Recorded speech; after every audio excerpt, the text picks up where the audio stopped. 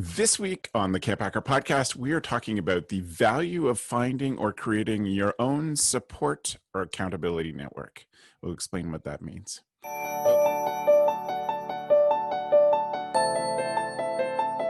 Hello, Camp Pros, and welcome to the CampHacker Podcast. I am Travis Allison.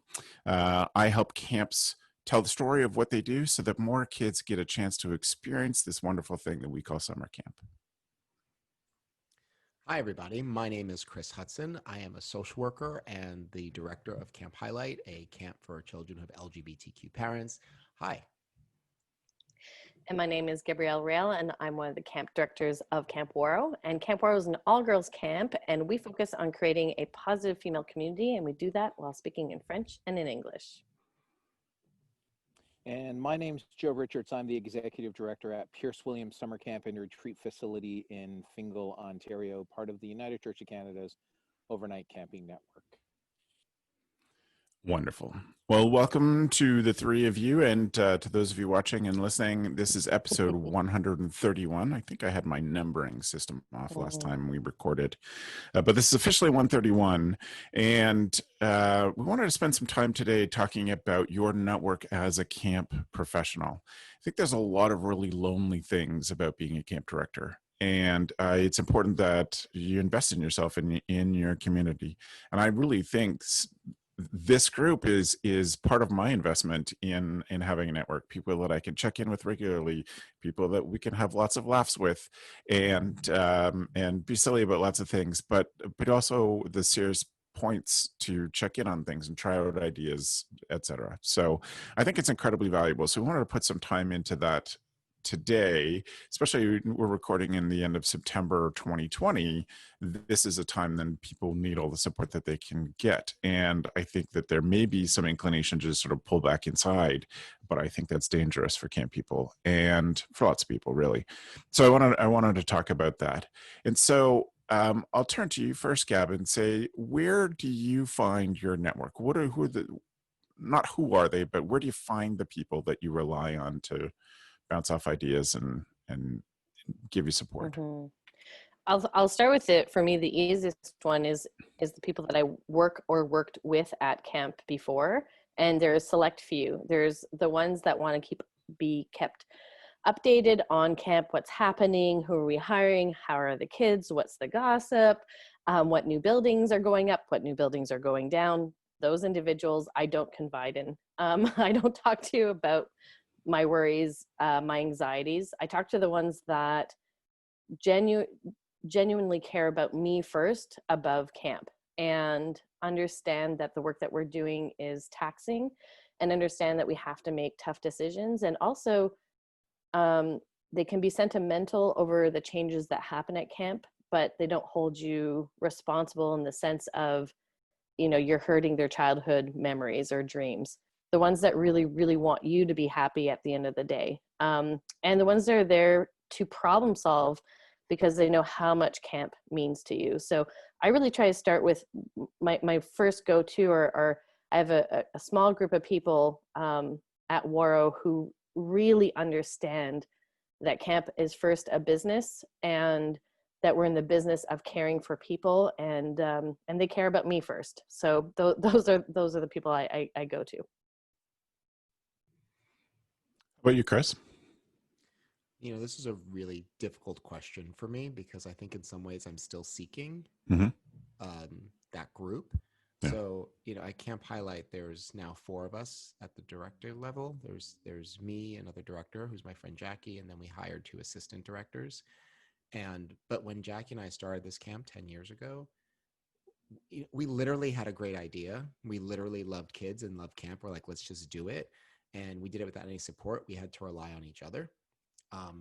And over the past decade, I've certainly gotten more involved in the camp community. I've met other people who run camps, but even still, like a camp like ours, which is much shorter than most camps, much smaller than most camps, and has a really specific population, sometimes it's hard to get inspiration, to find commonality, even with other camp directors.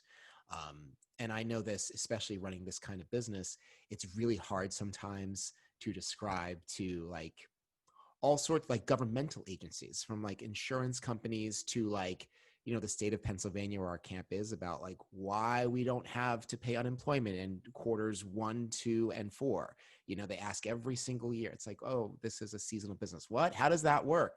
It can be, it's like you said, it can be very lonely. So I don't know if I have a great answer to this question. I'm just here to hear all your answers because, you know, I'm still looking. But like, to echo what Gab said, is that, you know, it's usually the people that we work with, but even then it's just us at the director level, because all the counselors and the other staff, you know, one of the staff said it to me point blank one day when I was like talking about ideas or whatever. And they didn't mean any disrespect by it, but they said, yeah, Chris, well, of course, you're thinking about camp every day, all year long, and I just don't. I show up in the summer to get this done. And I was like, you know, T, got it. Totally hear you. And that's completely fair. Completely fair. And I think that's been really difficult for me. And I hope the answer for me going forward isn't going to be, well, yes, just the other director and the assistant directors, those are the only people I can turn to. I hope not. But yeah, I am still trying to figure that out for us. Right. Right. How about you, Joe? I think for me, it's about I learned early and very young that it's lonely at the top when you're at a single camp. And I lucked into so many things when I looked backwards. I lucked into landing in full-time camping in the late 90s when camp fairs in the Toronto area were huge. So you built a community because you were going to these, Toronto had a ridiculous number of camp fairs at the time. And you would go to these camp fairs and see the same people, like 13 or 14 camp fairs where you're seeing different people.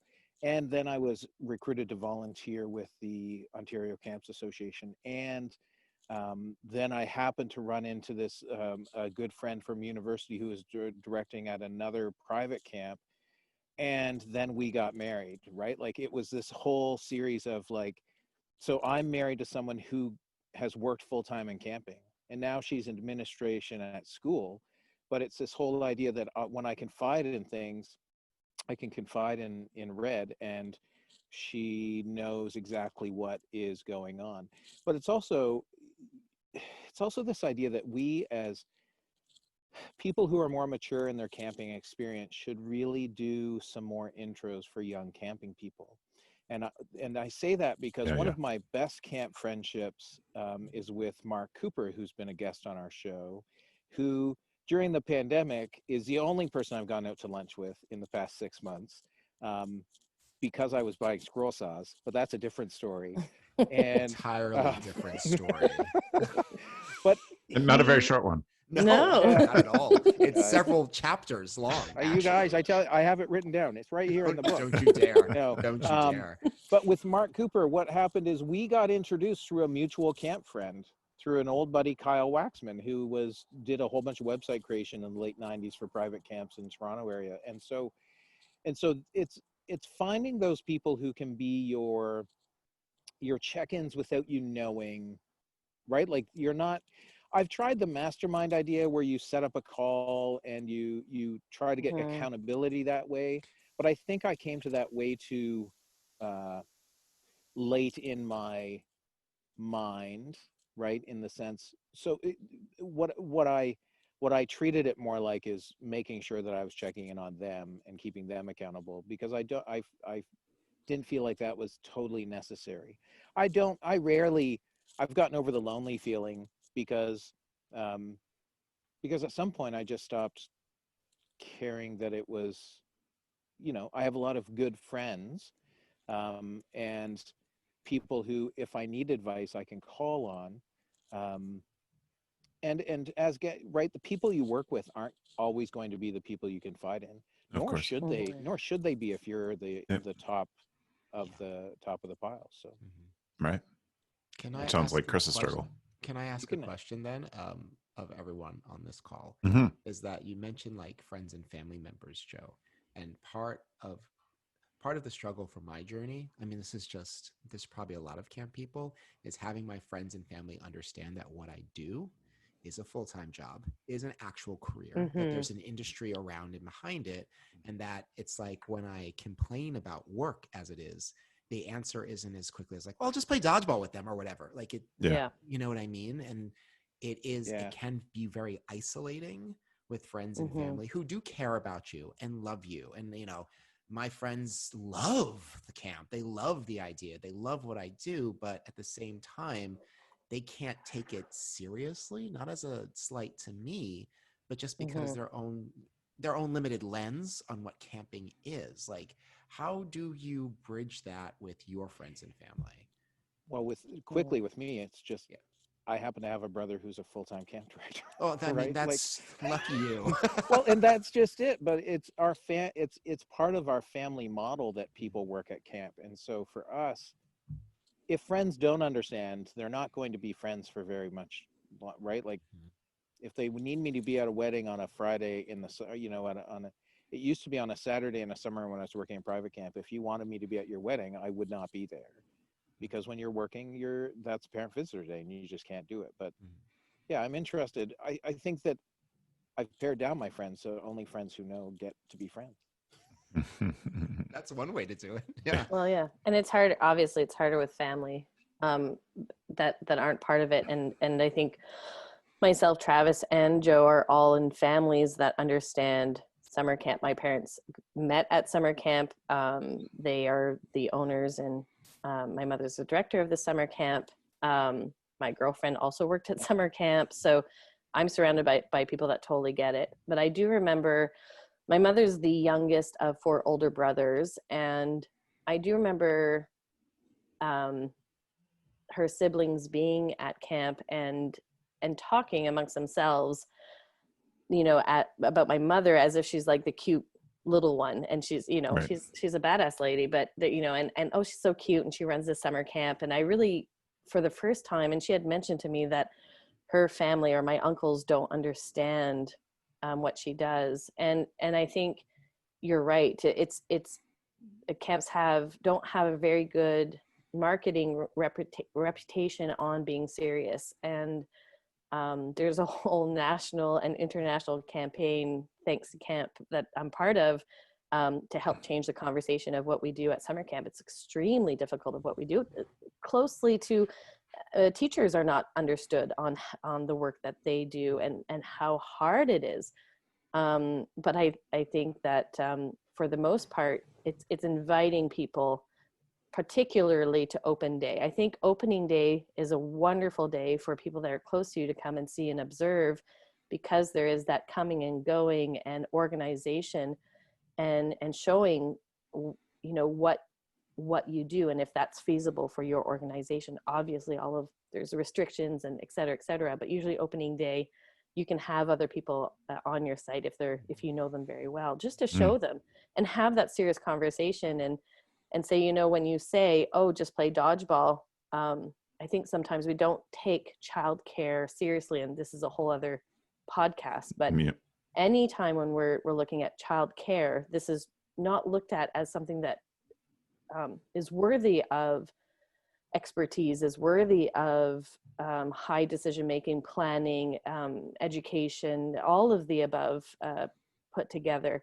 So explaining the work that we do, but having them see what you do, I think makes such a big difference. But the first date I went on with my now current girlfriend, my best friend, when I was going on dates, said to me, don't tell them, for goodness sakes, that you work at a summer camp. They're gonna just keep that for the third date. Don't say anything. And so she had mentioned on her first date that she worked at a day camp, and so I said, oh, I work at a summer camp. And she was like, oh, you do? Oh my gosh, that's so exciting. So I called my best friend, and she was like, keep her, don't let her go anywhere. You're not going to find another one like her. But yeah, it's very tough. It's very tough because people don't understand the hard work, and also not just the hard work, but that your focus goes 120% into what you're doing during a certain period of time. And that's complicated for new friends, of course. You have to tell them, I always tell new friends, I'm not going to talk to you for 3 months. and they think it's joking, but the good ones stick around. The not meant to be in September, we don't chat anymore. There's an indoctrination with new friends. Yeah. So I am a very well organized person. If I tell you I'm going to be somewhere, I am absolutely going to be there. You know, if you're on my schedule, it's happening. But as it crests into May, I let people know, listen, you know I'm not a flake. But if you ask me to do something, I just may forget because, like you said, I'm 120% somewhere else. Yeah. Yep. New friends, that's like the crucible they go through. Either they can handle it or they can't. I was like, for 3.5 months, I'm gone. I'm just gone mentally. Luckily, most of my friends they don't understand, you know, like they don't understand the process. They don't understand why I get so anxious or why, you know, they don't understand the highs and lows of it, but they understand the commitment part. So I guess that's a start. Well, and I think it's really important that when we're looking for our own support networks, that you find people who have that knowledge, right? And that's where your friends, if they don't have camp experience, probably aren't going to be the support network that you need to get through the tough times. And that's the difficulty. I'm not saying I have zero friends who don't know camp, but it's closer to zero than it is to the other side, right? Like, I suppose successfully weeded everyone else out. Well, no, Joe. When I think about it, even when I think about it, what it is you have a ton of people that I grew up going to camp with, who all have other jobs now, but that live vicariously through you as a camp director, because they're like, we all said when we were CITs we were going to work at camp the rest of our lives. And those people you can vent to a little bit about it, but only if their kids don't go to camp with you, right? Like there's limits to things like that. And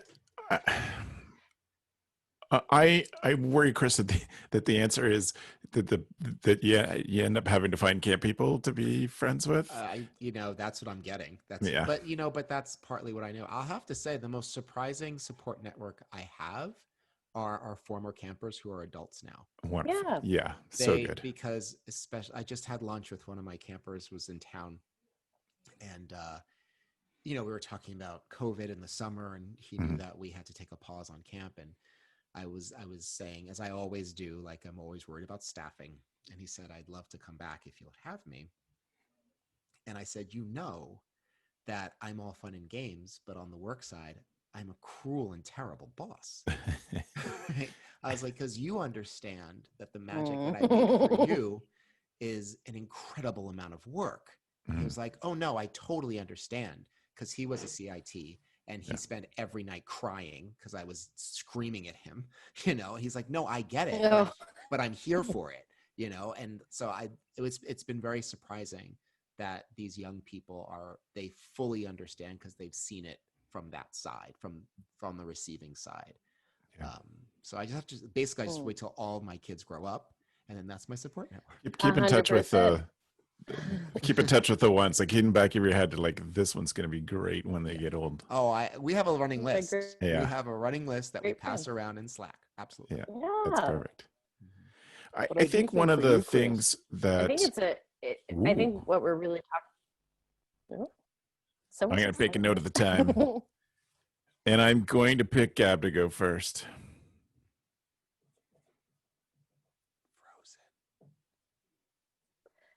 I think what we're talking about is value systems, and like Joe, a lot of my friends are past camp people that I've met and developed a relationship with over time.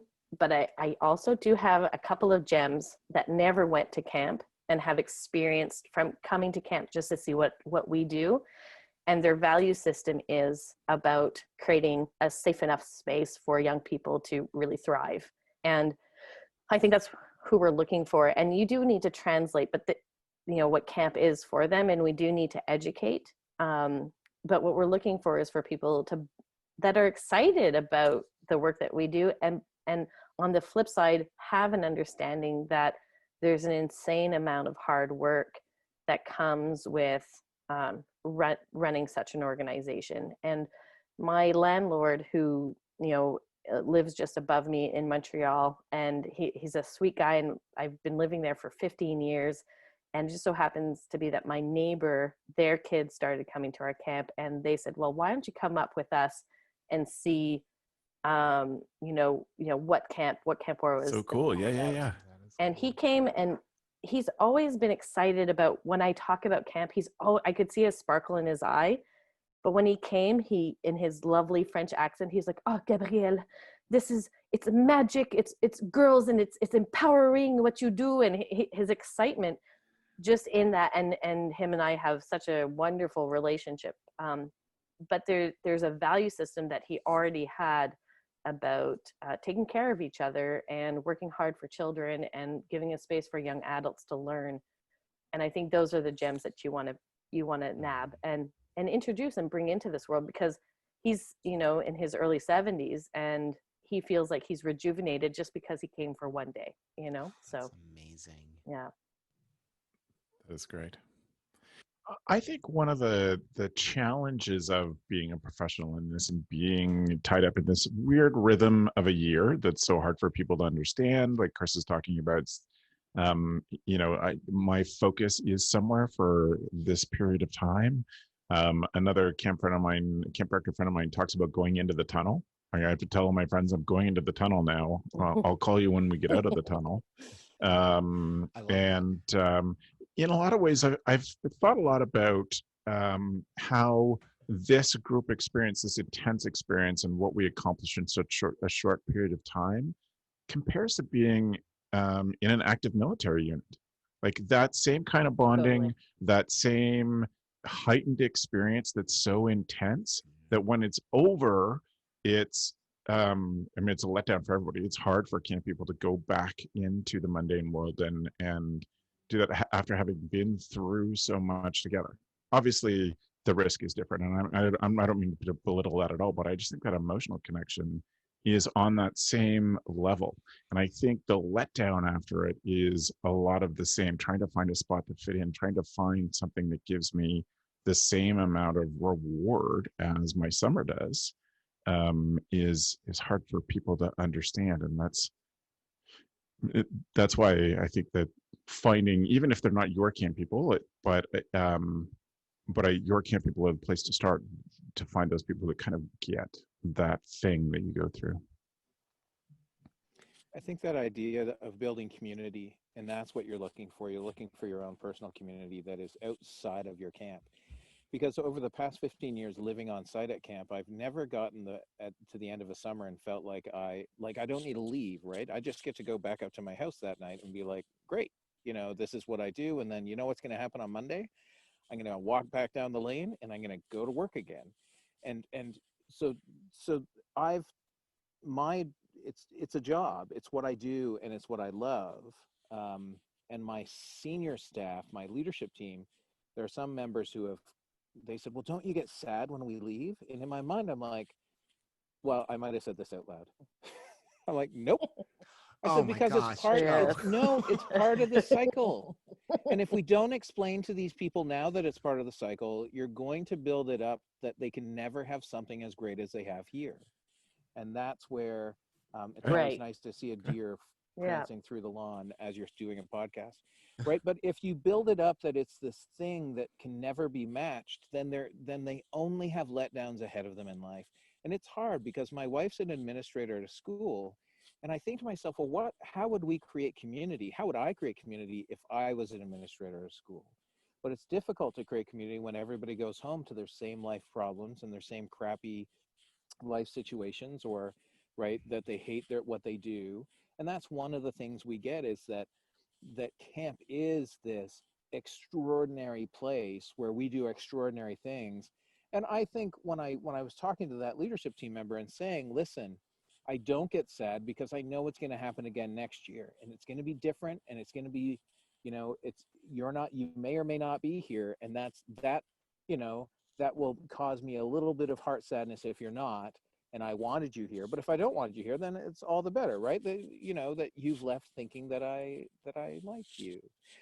But I did do an alumni interview just the other day with a gentleman who brought up that he said that's one of the things he learned at camp was that very talk that I gave him in the late aughts, right? Was that every summer is different and every summer is special. And if you come back, don't expect the same thing that you got before. And I think that when we look for our support systems, be they other camp directors, be they previous camp staff, be they camper parents, right? People who know sort of what you do. And that's the beauty, right? That in our community, I'm the same age as a bunch of camper parents. And so I can go to parties and they know exactly what I do. And they find what we do, this is it. They find what we do fascinating. They're like, well, what do you mean you do camp? Because they don't want to talk about the bank, or they don't want to talk about the stock market, or they don't want to talk about being an accountant, right? Because lots of people hate what they do. That's the truth. That is absolutely the truth. So I wonder, do you have a thought, Chris? Go ahead. I was just thinking, like, you know, you all have this camp background where it's like you grew up with people who went to camp, et cetera, et cetera. You know, my parents immigrated here from Jamaica. You know, they thought it was I think I mentioned this on a past episode. They thought it was, you know, we were like the Jeffersons. We were moving on up. And so they sent my brother to summer camp and they thought this is great because this is what all the white families do and we've made it and et cetera, et cetera. And he hated it. So I never went. That's my deep dark secret. But, you know, it has been trying to get my family to understand for the past 25 years why I am so depressed and upset at the end of the summer, and that this is normal, that this mourning period is normal, and it's nothing that I need to be cured of, and I don't need to be told it's just camp or you don't know those kids, you know, like understand like this is just part of the process. Like I'm manic in June and then I'm depressed in late August. Like that's just the way it is. And this is just a quick story. My 80-year-old aunt she lives in Florida and near Fort Lauderdale. And she called me one day to say, I was in the supermarket and I saw this little girl and she was wearing your camp t-shirt in Florida. Amazing. Yes. And I was like, oh, what'd you do next? She's like, well, I followed her through the store and out into the parking lot. I was like, Auntie Joy, what are you doing? She's like, you know, I asked her, you know, did she go to the camp and what did she think about it? And my nephew runs it. And it was then that I feel like it was the first time that anyone older in my family was able to connect what I did to outcomes, because she met the girl. Yeah. And then when my aunt said that she was related to me, her eyes were like lit up. Yeah. Because like, I mean, you all think I'm cool, but my kids think I'm like a superhero or whatever. Oh, we know. That's why we keep going back to camp. So, as long as you have the right shoes, you're in. So it's interesting. That's what I was ruminating on when I was listening to all of these stories and thinking about like who supports me. And so much it is, I think, Joe, you said this earlier, so much of it is that people understanding what it is, not necessarily the nitty gritty, because I would wish that on a lot of people, but just understanding like, what do we do? What are the effects? And what's the cycle? What's my cycle for the year? Right. Yeah. Well, and I think the other part of that, Chris, and this is what your aunt was able to experience, is why you do it. Like, so they don't get why you do it until they meet somebody who looks up to Chris for all of the impact that he's had on her life. And then they're like, okay, so now I see that there is a why behind this. This is not a stuck in childhood Peter Pan thing. This is because kids change because of what we do. And yeah, I think that's the amazing part of getting that. I want to talk about a couple of things before we wrap up this topic in a few minutes. But what I was thinking of is, how can we give advice to people who are starting out or in a new camp job, and maybe they had a support team around them, or they had people, like I know people that have gone from a camp where, you know, a whole bunch of staff live on site together and work around in this giant organization, and then they get hired on and they are the only camp director, or they're the only staff, and they're like, but I just don't know who to find and where to find those people. And so I think that my first piece of advice is to volunteer. is to volunteer related to camp things. And this is kind of different depending on your jurisdiction, but when I was growing up as a camp director, it helped me to volunteer as a standards visitor because I got to see other camps and I got to learn good camp directory things. But that gave me the same gift that Joe had of meeting other camp directors and, just sitting down to lunch with them and making a joke in a crazy dining hall about just camp director things that you would get. And that's certainly how some of my best camp director friends we've met through volunteering, being part of committees, et cetera. And I think that's a great way to look at making those connections. And there are certainly more and more ways to do that online as meetings move online to get more connection.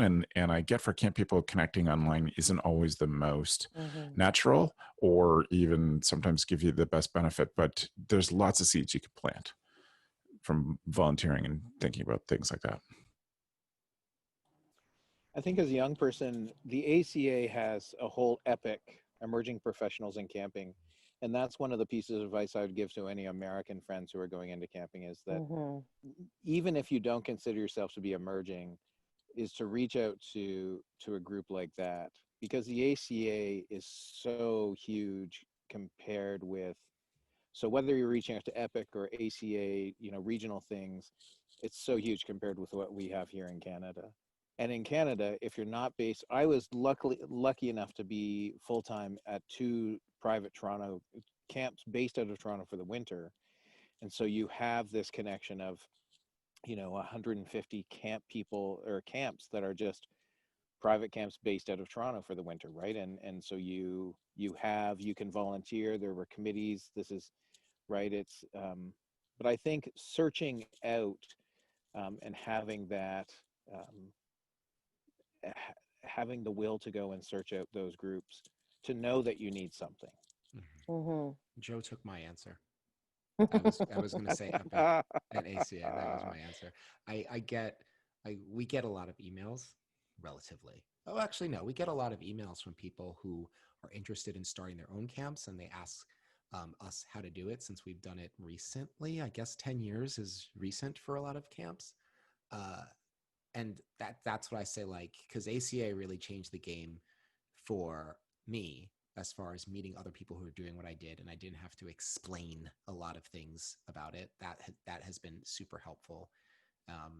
And just, engaging as many camp people as possible, because we're camp people and we're friendly and we're going to want to help anyway. And to ask all those questions, this couldn't be a better gang to join, to be honest. Yep. Yeah. I would say that the other piece of advice, and then I'll turn to you folks to see if you have any final thoughts or things we haven't really covered, but Joe mentioned this idea of a mastermind group, and I love that. I have been able to, but they take a lot of work too. So loosely, a mastermind group is people who would understand your work, could give you some accountability, that you could meet with regularly, that you enjoy meeting with regularly, but people that you basically asking to challenge you on how you do things, and the ability to put out a problem to that group and have a number of brains on a problem. And mastermind groups take a lot of work to find the right ones. I'm in 2 mastermind groups, both of which are more than 5 years old. And I guess about 4 years old is the youngest. And, but I've been in 3 or 4 or 5 before that, before I found the right groups. And I had to create all the groups. I had to find people and call them and say, I want to spend time with you. I admire you. You're really smart. And I want to be around and learn from people. And I'm more than willing to share. Will you join me? And so they can be kind of formal. You want to look up how to run a summer camp mastermind. You can see that on the CampHacker blog, because I wrote about it a long time ago. But that is a nice group to know that you meet regularly, that you have a shorthand. You don't have to, meet a camp director and sort of catch them up on where you're at. But the people are like, and you said you're going to do this the last time we talked. How about it? Or you were really nervous about this conversation you were going to have with this staff member. How did that go? And I do, as I say, I think it's a lot of work to get set up and to find the right ones, but when you do, it's pretty magical. Pretty magical. Any other thoughts or ideas or advice you would give to a new camp director? An interesting thing, and I think this is going to happen more in the next couple of years, is talking to people for whom camp directing is a second career or a third career. Mm-hmm. And so they're coming in as an older camp director. They're not starting in, the early 20s and growing up with a generation like that. Sometimes I find that hard. What advice would you give? First, do it. Like, absolutely do it. Yeah. People are always like, oh, I had an idea about doing, having this sort of program for kids. I'm always like, do it. Why aren't you doing it? And yeah. And I think it started. Yeah. And I think for older individuals, you can make genuine friendships and connections with younger staff members, and they have such great perspective. You sort of have to check your age at the door in the sense of listening to people and hearing what they have to say and their perspective, and allowing them to support you, because as as you get older, your staff stay the same age, and you need to show sort of that vulnerable side. But that is your community, and that's what we've chosen to be part of, and it's all right to be vulnerable in front of them. Obviously we want to remain professional, et cetera, but for me it's always been about connecting with your associations wherever you are staying, connecting with them, asking them what their resources are and how you can help volunteer, because you really will meet people that are interested in making sure that camps are constantly bettering themselves. And I really believe in associations, because that's a collective group that is just trying to bring best practices to light. And we don't know everything, and learning from other people it's reassuring and it's humbling at the same time. I think more people have started full-time in camping in the past 5 years than in a long time. And I'm not sure why that trend is, whether it's a trend of professionalism, which we all want. But I think that as older people join and in their second or third career, I think the important thing is to make sure, and this is an important note for young people too, you're not in competition with who you think you're in competition with. And if you don't communicate because you think they're the competition, you're going to lose out on friendships and things that can happen. And I think that that's the key, is finding other camps locally that you can call up a director and find out if they're full-time, if they're part-time, and go for lunch with them and set up these short conversations, because the reality is not every camp is suited for every kid. And my belief as a camp director is that I just want every kid to go to camp. They don't need to come to Pierce Williams, right? Because a camp on 180 acres of farmland in the middle of Southwestern Ontario might not be what somebody pictures, right? They might want a lake, or they might be into sailing or into horseback riding. And so not every camp can serve every kid. And I think if you think you can as a camp director, you are spreading your net way too wide. I think that the sooner you get in the camping profession not thinking about competition or doing what the other people are doing, the sooner you'll create your own niche and a community that will live and last long after you're gone. Well said. Occasionally I say things well. More than occasionally, Jess. Often. Stop it. Yeah. Stop it. Excellent. Well, I think that's a great place to wrap this up. So thank you to the three of you for sharing your advice. I would encourage folks to go to camphacker.tv/podcast to look for show notes and ways to contact us if you have follow-up questions to the stuff that people have said.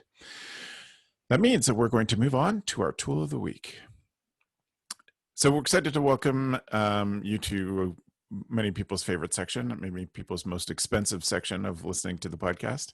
The tool of the week is something we ask each of our panelists to bring that helps make them be a better camp director. And if you've been listening for a long time, you'll know that the least expensive tools of the week have been $0, and by my calculation, the most expensive tool of the week is somewhere in the neighborhood of $65,000. Yeah. Is that just a new camp altogether? Like more land? Tractors. Every time it's the tractors that are so I believe expensive. it's the Bobcat Toolcat that still rules. And when I recently tried to purchase one, it was closer to 90,000. Yeah. I wanted all the attachments. Yeah. There you go. I did not purchase it. Thank God. I'm going to start off the tool of the week this time. I don't do that very often, but I am using this tool presently as we sit here. Above my camera, and just on a magic arm, I've talked as a tool of magic arm before. You can see here I have a magic arm holding the sticker, just bends in all sorts of ways. On my magic arm, behind my camera, is an LED clock where the numbers are this tall. That I keep right above my camera so I can keep an eye. I, like many of you, although I've been at it for a lot more years, spend a lot of my day on Zoom. And we run shows and all that stuff. And for me, it's nice to be able to just know what time things are and know where we're at for calls, or, sorry, I got to get ready. I need 5 minutes to get ready for my next call. But so for me, it's nice and easy to see. It's right above my camera. I can see it in my peripheral vision. It really is. The letters are 3 inches tall so that I can see them without being obvious about it. But it was super cheap. It's USB powered, so it just plugs into my little USB expander thing. And I think it cost me $12 on Amazon. And it is a tool that I use every day. And I love it. So I'd heartily recommend that one as my tool. Joe, what's your tool? My tool is a website called Hypercom, HVPER, and it is the internet in one page. And I have been visiting it for years. It's the sort of go-to place for news blogs. So they give you the top 10 sort of stories for each news outlet. So from Reddit to BuzzFeed to Google to CNN to Fox News to, Time and Wired. And so I've been using the free version, and it's free, and a giant pop-up comes up on your screen, like not a pop-up, but just a bottom bar so that you have limited screen real estate. And then recently, a couple of weeks ago, knowing that I would be recovering from some surgery, I spent the $29 to get a full year of the Pro, which I can go to a dark mode. When I read it at night in bed, I don't wake my wife up, or I can reorganize the blocks so that I get the news feeds that I want, and go from there. So it's a simple thing that I don't need to go and search out news. It sort of all comes into one place, and so it's hyper.com. Excellent. Thanks, Joe. Chris? So for the past couple of years, I've been using an app on my phone called Habitica. That's the word habit, ICA. And it's a way to gamify your life. So in the sense that to keep your to-do lists and keep you accountable. So the conceit of it is that it's like a role-playing game. And you have tasks, you have daily tasks, you have habits, and you have rewards. And so every time you do your tasks and you check them off, you get experience points, and then you gain levels, and you're either a rogue or a wizard, like it's Dungeons and Dragons inflected. And, the more tasks you accomplish and the more habits you stay on top of, the more gold you get. And you can use gold and you set your own rewards to buy yourself rewards. For instance, like I have to spend 250 gold pieces to buy myself a new Xbox game. So I know that if I want a new Xbox games, I got to check off everything on my list. And then of course, if you don't do your tasks, you lose hit points, you can lose levels, lose your gold, which is traumatizing, but you have no one to blame but yourself. So what the part of it that I really love is that you can go adventuring with other friends who are using Habitica, and you keep each other accountable. So if we were all adventuring together and Travis, you didn't complete your tasks, that harms me. So it's on me to be like, hey, Travis, how you doing? Did you get your stuff done? Because there are real world. All right, let me calm down. There are implications for me on my end. I started using it. A friend recommended it, and I cannot believe that it's still controlling my life to this degree. And it's super helpful. I have certainly hopped up out of bed because I'm like, man, if I don't do 20 push-ups right now, that dragon is going to slay me and I'm going to lose all my gold. Right. So there it is. It works for some people, doesn't work for others. If it works for you, it's going to really work, though. I love that. Gamify me. I love it. Gab, yours is also a form of organization, structure, and to-doing. Yeah, it's called Owaves, and this has been all over ADHD blogs and YouTube posts. And let's be honest, I never read the blogs, but I definitely saw the YouTube videos. So Owaves is a type of calendar. It's basically looks like a pie chart, and it has a couple of categories to organize your day. And it goes with the theory of trying to not do too much in one day. So you want to have your big blocks first and then add the little pieces in afterwards. But just the way that it looks, it helps you understand where you're putting your energy, what you're putting your energy into, such as like work, eat, sleep, exercise, self-care, et cetera, et cetera. At the moment, it's only available for Apple users, but there's also a beta testing for Androids. It's okay, Joe. And Chris, there is a beta testing piece out. But the cool thing too is that you can save certain days as different categories. So maybe you have a day that's a strive day that you really want to get a lot of work done, or a Zen day, or a family day, and you can repurpose those days and adjust them accordingly. So visually, I find it really, really appealing and super easy, and it doesn't allow you to get too into too many details, as some people that are in ADHD just tend to go down a rabbit hole of dividing and calculating, and you just get lost in it. You just can't do that. So it's easy to look at and easy to plan. So Owaves, only for Apple users. For a very short period of time. Gab, you appear to be very outnumbered. I see that. By Android users. Android for life. No shame, no shame. My son recently went back from Android. He bought his own iPhone. Yeah. And I warned him against it. He'd been Android for years because that's all I would buy him. And he's like, hey, I just got iOS 14 and now I can do all the things I used to be able to do on Android. And I was like, he's like, everybody's so excited. I'm like, why are you so excited? Because they've been dealing with the same crappy home screen since 2006. And the Android iPhone. Let's split it's our it up next families. podcast, I think. I have words, but we can talk about it later. It's all good. Excellent. Well, I want to take just a second now and give a shout out to two of our patrons on Patreon. So if you want to sponsor us or you want to support the show in any way, it helps us pay for Matt, our executive producer, who does our editing and all the organizing of this motley crew of very busy people. And we don't often do the things that he asks of us, but we're trying to do better this year. I want to thank two people who have been sponsoring the show as patrons for a very long time, 4 years. So I want to thank Angie and Teresa for their commitment to the CampHacker podcast and to us putting out good stuff for camp directors around the world. And so with your help, Angie and Teresa, we were able to do that and to commit to another season, our 10th year in doing the CampHacker podcast. So thank you both. They're not our only patrons, but just ones that I want to shout out for having sponsored us now for 83 months. Wow. Yeah. Huh. Wow. Both of them started at the same time. So I'm super grateful to both of them. Yeah. Huh. And so in wrapping things up, we would be super grateful if you rated and reviewed this podcast. I know every podcast tells you to do that for a very specific reason, because it helps other camp pros find this show. And you can do that at camphacker.tv/iTunes if you're an Apple user.